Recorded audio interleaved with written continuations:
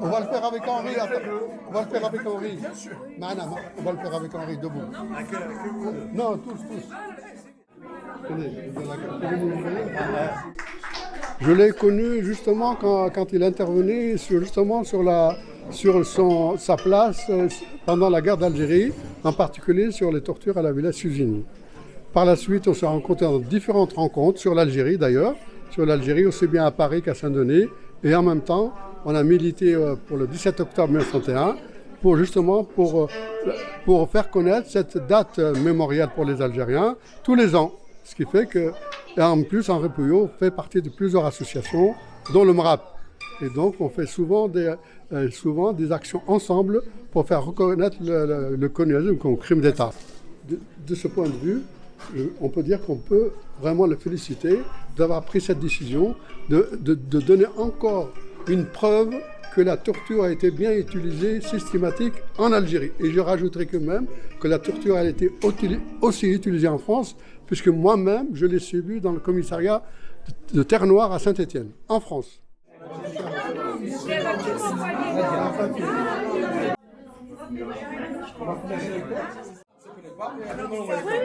vous l'envoyez sur l'atelier, la page de l'atelier. Quand je suis arrivé donc à Alger, affecté là, et que j'avais le bac, on m'a proposé d'avoir un poste de secrétariat, d'intendance, etc. Et comme ça, au bout de 3 jours, et surtout que je venais de voir vivre une ratonnade gigantesque qui venait d'avoir lieu, 2 jours après être arrivé en Algérie, il y a une ratonnade qui avait vu. Il y a un camarade que je ne connaissais pas, mais du même bataillon que moi, qui devait partir, rentrer en France, qui avait fini son service militaire, qui était à 2-3 jours de ce qu'on appelait l'acquis, la libération, et qui a été tué presque devant le casernement par un membre du FLN. Et la réaction des militaires, c'était d'organiser une gigantesque ratonnade, donc en allant dans toutes les maisons, etc., et se vantant d'avoir tué tous les hommes qu'ils rencontraient. La vantardise, sans doute aussi d'un certain nombre, faisait qu'il y avait plusieurs centaines de victimes de cette ratonnade. Alors, c'est aussi des problèmes d'archives qui sont liés à cette question, puisque quand j'ai témoigné à la télé et qui mis dans ce livre ce témoignage, le général Schmitt l'a contesté et il m'a fait un procès. Et je lui ai fait un procès parce qu'il m'a accusé d'être menteur, etc. Et il y a l'officier qui remplissait le journal de bord de l'armée de l'époque, j'ai trouvé ça dans les archives de Vincennes, qui a fait 2 rapports sur cette ratonnade. Sur un, il y avait 2 morts, sur l'autre, il y en avait 4. Et quand il témoigne au procès pour Schmitt, il dit qu'il n'y avait pas des centaines, mais il y avait quelques dizaines de morts au maximum. Donc il se souvenait, mais il n'a pas regardé ce qu'il avait écrit, il se souvenait qu'il y avait eu beaucoup de morts, il voulait minimiser par rapport à ça, mais il disait 10 fois plus que ce qu'il avait mis dans les archives, qui figuraient dans les archives militaires. Donc ça a été mon baptême de feu en arrivant en Algérie dans ce domaine, et c'est pour ça que j'ai sauté sur l'occasion quand on m'a proposé d'être dans un truc de secrétariat, etc., j'ai accepté sans connaître ce qu'était la Villa Susini. La discussion.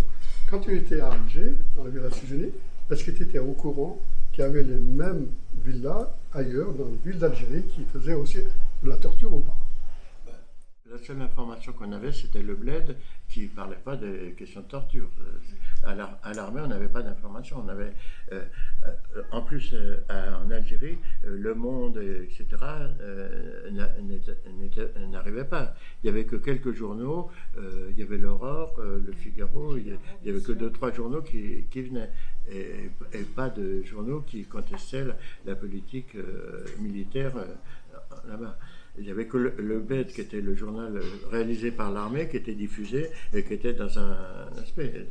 Mais compte tenu de ce qui se passait, des échos qu'on avait, c'est évident qu'il n'y avait pas qu'à Alger, qu'à la Villa Unie que ça pouvait se passer de cette façon. C'était d'une évidence, mais c'est en Algérie que je m'en suis rendu compte, c'est pas avant de partir que je m'en suis rendu compte.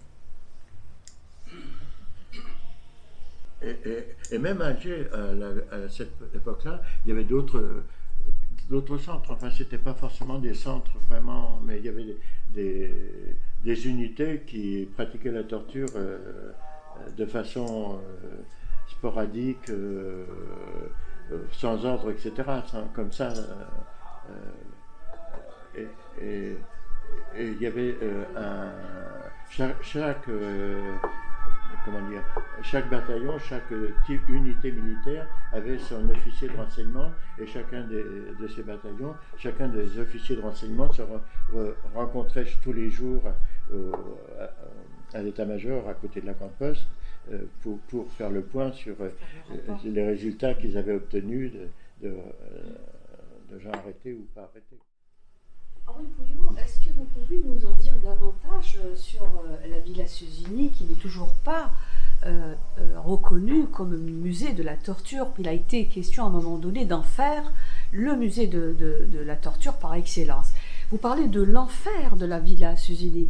Est-ce que vous pouvez nous décrire des choses horribles, ces atrocités que vous avez vues, que vous avez vécues?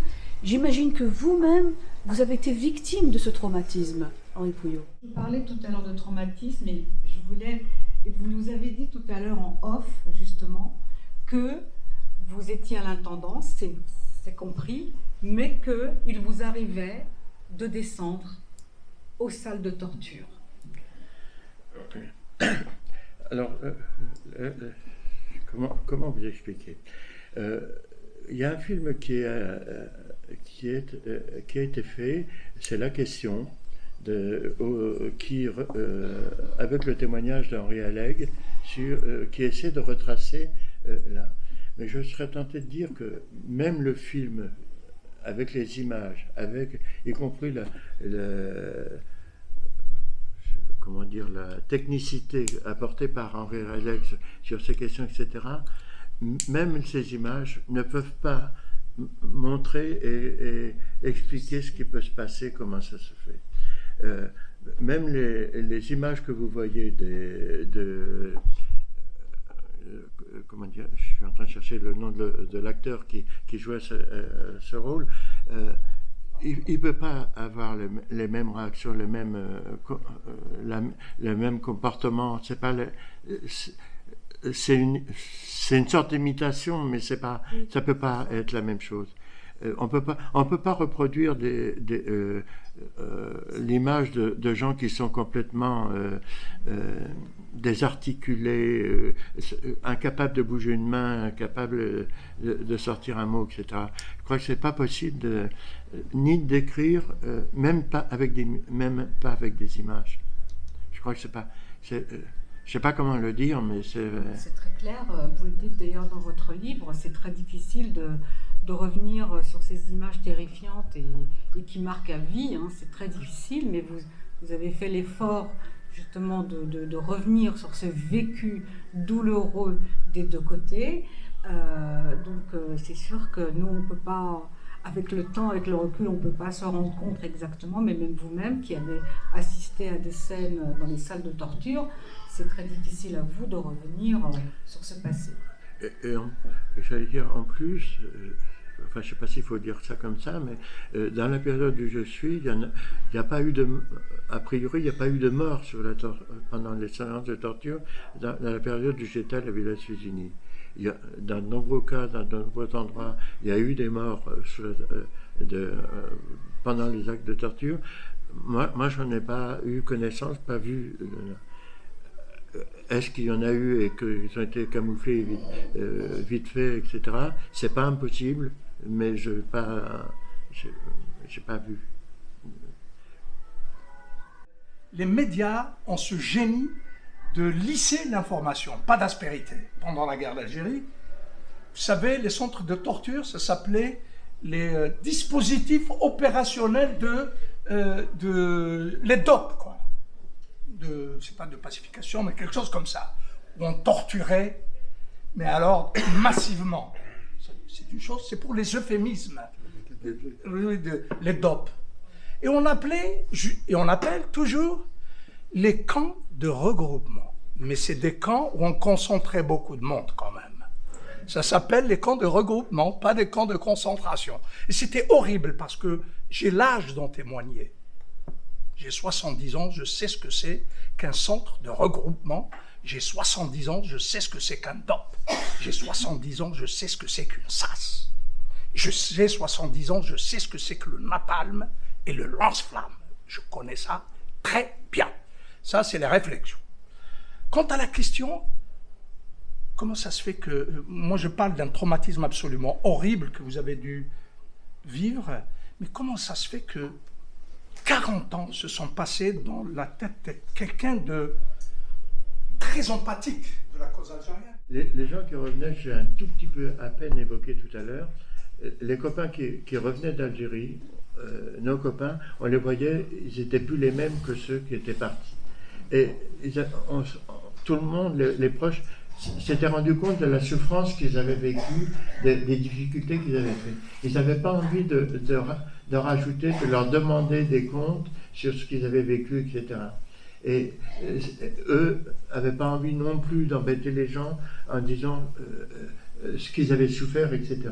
Donc il y a une sorte de, je ne sais pas comment dire, de choses tacites qui sont faites pour qu'il n'y ait pas d'écho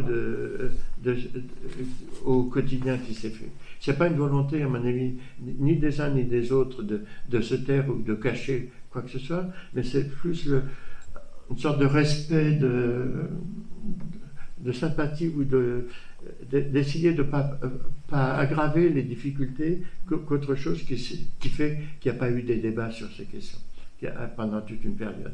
Et par contre, quand il y a eu les témoignages, entre autres de Louzette, qui a fait exploser la question, comme toute une série de militaires se sont insurgés, etc., c'est là où il y a eu la réponse en disant effectivement il y a eu, etc., et que là il y a eu des choses qui sont dites de façon importante, quoi. C'est un peu ça. Je ne sais pas si je réponds comme il faut, mais je crois que moi c'est comme ça que je l'ai vécu, je l'ai ressenti.